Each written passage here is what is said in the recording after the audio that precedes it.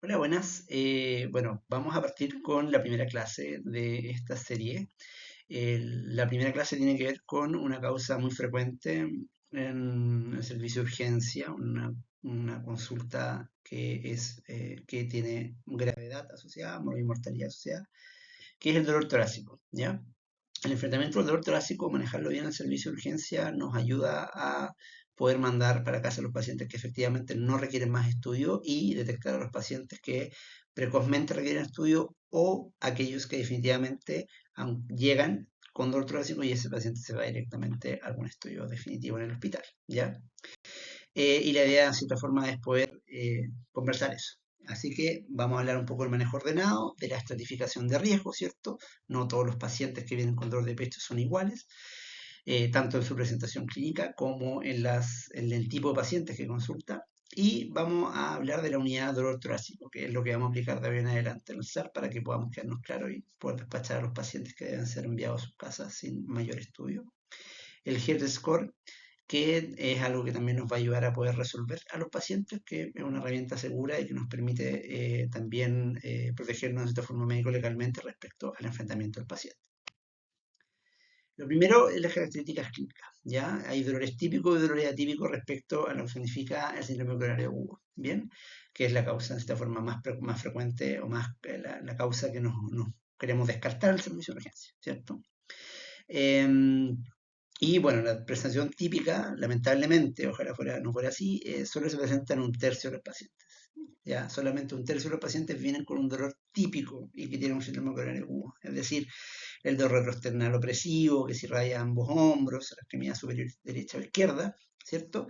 Ese paciente representa solamente un tercio de los pacientes que están realmente infartados. Es decir, tenemos dos tercios de pacientes que vienen sin esos dolores, que vienen con presentaciones atípicas. Dolores preuríticos, dolor epigástrico, ¿cierto? Dolores punzantes, que no pertenecen a ese mundo y que efectivamente igual tienen dolor, tienen un infarto probablemente asociado. Bien, por lo tanto, la característica clínica no nos va a ayudar mucho de esta forma para poder conducir una conducta. ¿Ya? Bueno, también tenemos otras presentaciones como vómitos, sudoración, ¿cierto? Presentaciones asociadas al tema del dolor torácico, que a veces le damos valor y a veces no le damos valor. ¿Ya? Son los LR positivos y negativos asociados a dolor torácico. ¿Ya? El RL es un rango de probabilidad que tiene que ver con la posibilidad que el paciente tenga alguna em, enfermedad respecto a su presentación clínica, ¿cierto? Entonces, vamos a tener que un LR bueno, por decirlo como un buen LR, a partir de 5, 6, entre 5 y 7, y de ahí para arriba, ¿cierto? Eso es un buen rango de probabilidad de que ese paciente con una presentación clínica tenga una patología en específico. Como vemos acá, no hay ningún LR tan bueno que nos permita entregarle al paciente, ¿cierto? La seguridad de que no tiene algo solo con la presentación clínica. Bien, tenemos que nuestro LR principal es 4.1, que es la radiación, el dolor torácico opresivo con irradiación a ambos brazos, ¿cierto? O al hombro, y es 4.1, o sea, aún así es no tan alto, ¿cierto? Pero sí nos da como una sospecha. La irradiación al hombro derecho, los vómitos, y ahí de ahí para abajo, en verdad, ya no tiene mucha importancia, ¿cierto? Entonces, ¿qué es lo que quiero transmitirles con esto? Que lamentablemente la clínica del paciente a veces nos puede orientar un poco a que el paciente tiene una patología isquémica, pero la verdad es que no es para nada definitiva, así que no nos vamos a guiar por la clínica al momento de enfrentar un paciente, por ejemplo, de bajo riesgo. Bien, al contrario, por ejemplo, el 9% de los pacientes, ¿cierto? Que uno los pensó como una crisis de pánico y los mandó por la casa, un 9% de esos pacientes tuvieron un infarto, un evento isquémico agudo. Y eso obviamente tenemos que tratar de evitarlo. Y hay formas de evitarlo, ¿cierto? Entonces, claro, tú dices, oye, pero de todas las crisis de pánico que he visto, entonces, un 9% de esas crisis de pánico tuvo un infarto. Entonces, claramente hay que poder mejorar obviamente nuestra sensibilidad. Como les decía anteriormente, 22% de los pacientes un dolor punzante, el 13% un dolor plurítico, un 7% tiene dolor a la palpación. O sea, uno le aprieta y le duele, y antes que lo descartaban, decían, no, un dolor torácico, una costocondritis, y se mandaba para la casa, pero la verdad es que tenía un 7% de probabilidad. Entonces yo les pregunto, ¿ustedes mandarían a su familiar con un 7% de probabilidad para la casa de tener un infarto? La respuesta claramente es no. Bien. Esto obviamente empeora con la edad, es decir, los adultos mayores tienen mayores presentaciones atípicas, las mujeres también tienen mayores presentaciones atípicas y los pacientes diabéticos. Entonces, se nos va complejizando la cosa y por lo tanto, cuando enfrentemos un dolor torácico de hoy en día, tenemos que tener todos estos elementos en la mesa. Ya no es tan fácil como quizás lo hacíamos anteriormente. Y también tenemos que tener otros elementos en cuenta, ¿ya? No todos los dolores torácicos tienen que ver con que sean síndromes coronarios agudos, ¿ya? Hay dolores torácicos que pueden ser un neumotórax, por ejemplo, espontáneo, puede ser una disección aórtica, puede ser una embolia pulmonar, ¿cierto? Puede ser un consumo de estupefacientes. Entonces, la verdad que mm, hay que pensar también otras causas, que claro, afortunadamente esas causas son obviamente menos frecuentes. ¿Qué es lo que vamos a hacer entonces? Electrocardiograma. Nuestro primer enfrentamiento es el triage, ¿cierto? Todos los pacientes que ingresan al servicio de urgencia tienen que tener un electrocardiograma a los 15 minutos, ¿ya? Entonces, pero desde la inscripción, ¿ya? O sea, no desde el triage, porque la idea es que el paciente que venga por dolor torácico ingrese rápidamente al triage, se tome el electrocardiograma y en 15 a 20 minutos nosotros tengamos un electro para tomar una decisión, ¿ya? Independiente de la edad, independiente de todo. O sea, ese paciente que viene con un dolor de pecho y esa es su consulta, tiene que tener un electrocardiograma lo antes posible, ¿ya? Y para eso tenemos que acelerar los flujos, ¿cierto? No podemos quedarnos con un paciente 30 minutos afuera con un dolor torácico que puede ser un infarto, porque puede ser una disección aórtica, puede ser un neumotórax, ¿bien? Entonces tenemos que ser capaces de poder ir modificar nuestro flujo y decir, ok, este paciente que tiene dolor de pecho tiene que pasar inmediatamente a triage, inmediatamente con el electrocardiograma, ¿bien? El 30% de los pacientes va a tener un electrocardiograma absolutamente normal. Buen PR, QRS, intervalo QT normal, ¿bien? Por lo tanto, 30% de los pacientes que vengan y que tienen efectivamente un infarto, bien, van a estar normales esos electrocardiogramas, bien. Otros van a tener alteraciones, diferentes alteraciones, elevación del ST, inversión de onda T, picuda, en fin, pero vamos a tener que el 30% del electrocardiograma van a estar normales. Entonces el electro no nos sirve completamente, nos sirve obviamente para detectarlo cuando está positivo, pero si está negativo, no nos descarta un infarto. Siempre ir a buscar las paredes, ¿cierto? Lateral, inferiores, anteroseptal. Bien, y el ABR, que ahí lo vamos a conversar después en otra presentación, que es una derivada un poco olvidada al momento del infarto. Bueno, entonces, tenemos que la clínica a veces nos apoya, pero no es definitiva. El electro nos apoya, pero no es definitivo. Entonces, ¿qué hacemos? Bueno, tenemos las troponinas, ¿cierto? Las troponinas que se usan en la mayoría de los hospitales, la troponina T, que es de alta sensibilidad, ya una muy buena troponina que se eleva rápidamente, en menos de una hora aproximadamente empieza a elevarse, menos incluso, y vamos a tener valores positivos rápidamente si es que se trata de una patología isquémica aguda del corazón, ¿ya? La sensibilidad es cercana al 96-98%, con una especificidad también muy cercana, ya de valor predictivo negativo es muy alto y por lo tanto nos permite hacer un rollout de los pacientes muy rápido, ¿ya? Y si está positiva, un roll-in también, obviamente, de los pacientes adecuados. Si el paciente llega con un dolor torácico de menos de una hora de evolución, entonces si la primera tropo está normal, hay que hacerle una segunda enzima, sí o sí, porque claramente puede estar negativa al inicio, pero positiva después. ¿Bien? Nosotros tenemos la tropo-ISTAT, que es la troponina I, que tiene un buen valor predictivo negativo, que es del 95%. Es decir, que todos los pacientes que consultan tenemos un 95% de probabilidad de que el paciente no dio un infarto si la proteína está negativa. Es muy buen elemento, ¿ya? Y por lo tanto la vamos a usar con un valor predictivo bien positivo. Ahora, su valor predictivo positivo no es tan bueno como la troponina T, ¿ya? Pero igual es un buen elemento si está positiva. Si está positiva, se manda al hospital. Listo. Se acabó, fin de la historia. Como les decía, nosotros tenemos la troponina T, que esto es lo que les comentaba anteriormente, que tenemos la capacidad de hacer un rollout rápidamente en un tiempo corto, si es que tenemos un tiempo cero y después un tiempo a las 2 horas o a la hora, un tiempo de observación y también un rule-in cuando las enzimas cardíacas son elevadas en la primera toma. Es decir, en tiempo cero tiene mayor de 100, listo, para adentro, no hay nada que discutir. Bien. Estas son las enzimas cardíacas después de días de haber empezado el infarto. Claramente se eleva inicialmente y se mantienen elevadas durante un tiempo. Por lo tanto, un paciente que tuvo un infarto va a tener sus enzimas cardíacas elevadas por un periodo de 2 semanas y eso es normal.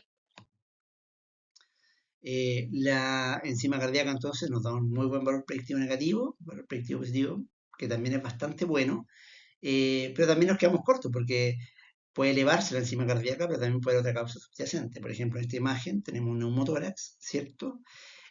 Con desplazamiento un poco del mediastino y es un neumotórax espontáneo, ¿ya? En un paciente que son esos pacientes altos que pueden tener alguna patología con alguna alteración del colágeno y que pueden, o pacientes asmáticos que hacen un neumotórax espontáneo, que pueden no ser sintomáticos desde el punto de vista de la parte respiratoria, es decir, no estar disneicos, ¿cierto? Y presentarse solo con dolor de pecho, ¿bien?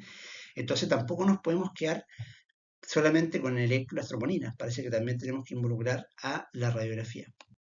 Y esto es lo que les quiero comentar. Cuando uno realiza un estudio en un paciente con dolor torácico, hay 3 elementos que son fundamentales, ¿ya? El electrocardiograma, la radiografía de tórax y la troponina. Bien, con esos 3 elementos, ustedes tienen la posibilidad de mandar tranquilamente para la casa a un paciente con menos de 1% de probabilidad de tener un evento cardiovascular mayor. Si es que hace en forma adecuada, según los protocolos, según el tiempo adecuado de las enzimas cardíacas y según la presentación clínica del paciente. ¿Ya? Esto habla específicamente de la patología del dolor torácico. Ya no estamos pensando en una neumonía ni nada por el estilo, sino que estamos pensando en un infarto, una motora, ¿cierto? Entonces, si tenemos estos 3 elementos negativos, ustedes tranquilamente pueden mandar a un paciente para casa. ¿Ya? Estamos hablando de un paciente de bajo riesgo. ¿Bien? Entonces, ¿cómo podemos hacerlo mejor? Ya que tengamos la mayor cantidad de elementos y decir, bueno, pero es que no hay el 100%, no existe el 100%, hay un porcentaje de error, siempre habrá un porcentaje de error. Entonces, obviamente, se le creó esta herramienta, ¿ya? Que es el HEAD Score, ¿ya? El HEAD Score es un score que se aplica a los pacientes no de alto riesgo, ¿ya? Es decir, un paciente que tuvo un infarto, que tuvo una cirugía cardíaca y viene por dolor torácico, lamentablemente ese paciente se tiene que ir al hospital. No tenemos mucho que hacer en un SAT. Ese paciente es de muy alto riesgo, independiente que tenga una enzima y un electro positivo, o sea, negativos. Entonces, son pacientes que son más complejos, pero el paciente de bajo riesgo, que es la mayor cantidad de pacientes que ustedes van a ver en el servicio de urgencia, ¿ya? Esos pacientes son los que vamos a analizar con el HEAD Score, ¿ya? Y, bueno, tiene un valor predictivo positivo del 98% y una sensibilidad del 93%. Bueno, muy buena herramienta para analizar dolor torácico. Mayor a 7 de un HEAD Score te da un 50% de probabilidad de tener un infarto. O sea, imagínense, 50% de probabilidad de tener un evento cardiovascular mayor con un porcentaje mayor a 7. Entonces, lo podemos aplicar en el servicio de urgencia a todos nuestros pacientes con dolor torácico. HEAD Score tanto, lo mandamos para casa bajo 3 y al hospital se estudia eventualmente con más de 3 o más de 7. ¿Ya? Esto se aplica a todos los pacientes que tienen más de 21 años, ¿ya? Y que no tienen, obviamente, este score de riesgo no se le aplica a los pacientes que tienen alteraciones importantes en el electrocardiograma, ¿cierto? Porque ese paciente tiene un dolor torácico con cambio en el electrocardiograma, ese paciente es de alto riesgo, se va para el hospital. Bien.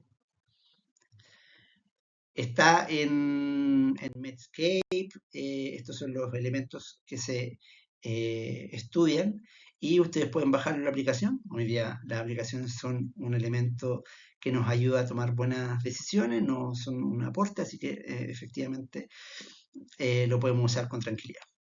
Bien, ahí está, esto del Medscape, si no me equivoco, y ustedes van poniendo y el Medscape te dice cuál es el riesgo del paciente y cuánto puntaje tiene, y con eso les recomiendo obviamente descargar todas estas aplicaciones porque nos facilitan el estudio. Bien. Entonces, les quería comentar este caso. Miren, un paciente de 38 años, hipertenso, diabético, consulta por dolor atípico, irradiador izquierdo, sin signo de isquemia en electrocardiograma. En consulta previa la troponina era de 27, luego 33. Imagínense, que la mandaron para casa. Se toma el nuevo electrocardiograma, que es este, ya que ustedes van a ir, después lo pueden revisar, no tiene muchas alteraciones.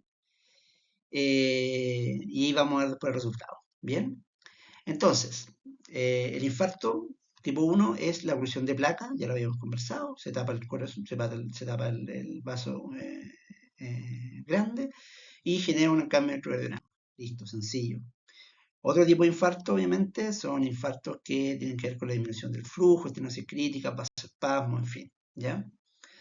Son otro tipo de infartos. ¿Cómo los vamos a manejar? Siempre Plavix y aspirina. Ahora, ¿qué pasa con el Plavix?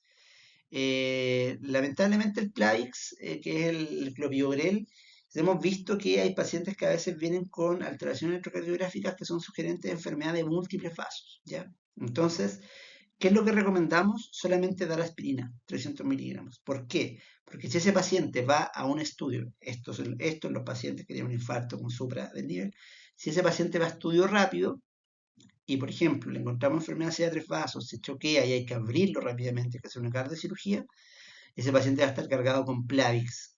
Y la idea es que el paciente ojalá no se opere antes de 5 o 7 días, por lo tanto, con Plavix puesto, porque va a sangrar más. Por lo tanto, les recomiendo que de hoy en adelante solamente usemos aspirina en la carga inicial del paciente con un síndrome coronario aguda con suprarrenal del ST. ¿Ya?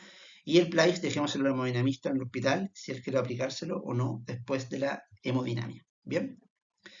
Más que nada por eso, porque a fin de cuentas siempre está la posibilidad de que tenemos una enfermedad de tres vasos.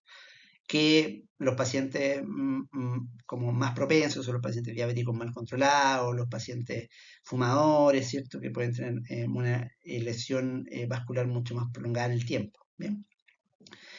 Eso con el Plavix. El tema con el dolor, ¿ya? El paciente viene con dolor. Entonces, es algo relevante. Me duele el pecho, vengo por dolor. Entonces, ¿qué es lo que tenemos que hacer? Darle analgesia. Desde ahora en adelante, en algún momento vamos a llegar fentanilo al SAR, así que vamos a poder usarlo, fentanilo para el dolor.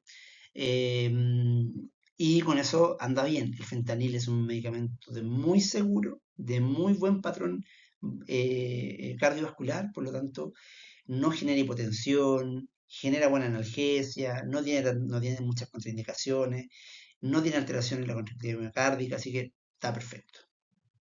Fentanilo, elección número 1. No tengo fentanilo. Bueno, entonces vamos por la nitro, pero la nitro tiene algunas cositas que tenemos que ir echándole una mirada, ¿bien? Que pueden ser, por ejemplo, los infartos de cámara derecha o precarga dependiente, ¿ya?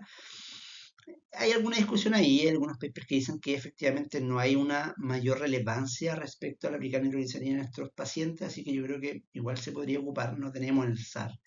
Así que lo que podemos usar es solamente morfina. Ya, ojo con los pacientes que estén hemodinámicamente inestables porque esos pacientes va a costar un poquito pasarle morfina o pasarle menos dosis, en fin, ya, entonces nos quedamos un poco complicados. Y también con la nitro, ojo con el uso de Viagra concomitante porque también puede generar una hipotensión importante, ¿ya? Bueno, esta es la hemodinamia del paciente que les comenté antes. Como ven, está tapado ese vaso y post angioplastía está destapado el vaso. ¿Bien? Maravilloso. Trombolíticos. ¿Cuándo usar trombolíticos? La verdad que el trombolítico en general se usa no en la región metropolitana y se usa en lugares donde estemos distantes de un centro de atención definitiva, ya, de un hospital. Entonces, si estoy a menos de 2 horas de un hospital, nada, lo mando nomás, pues no lo hacemos trombolisis. ¿Ya? Entonces, solamente para que lo conozcan, solamente se ocupa en esos casos, así que tranquilidad, no estamos en una zona rural, así que no deberíamos ocuparnos. Bien, todos los pacientes que usan trombolíticos tienen que ir a angioplastía en algún momento, no es de urgencia, y hay algunos criterios de resolución del trombolítico, ¿cierto? que tienen que cumplirse para que ese paciente quizás no se estudie de urgencia. Algún paciente que, por ejemplo, no baja el ST en un 50%, no le baja el dolor, ese paciente igual hay que estudiar la urgencia, ¿ya? Entonces no podemos esperar 24 horas para estudiar. ¿Qué otros medicamentos más? Heparina, atorvastatina, metroloqueo, yeca. La verdad que la heparina nada, solamente preprocedimiento. La atorvastatina no ha demostrado ningún efecto benéfico en la aplicación aguda, ¿ya? Por lo tanto, también deberíamos dejar de ocuparla. Lamento decirle esto, pero la verdad que el único medicamento que debemos aplicar hoy día en el infarto es la carga de aspirina, nada más, ¿ya?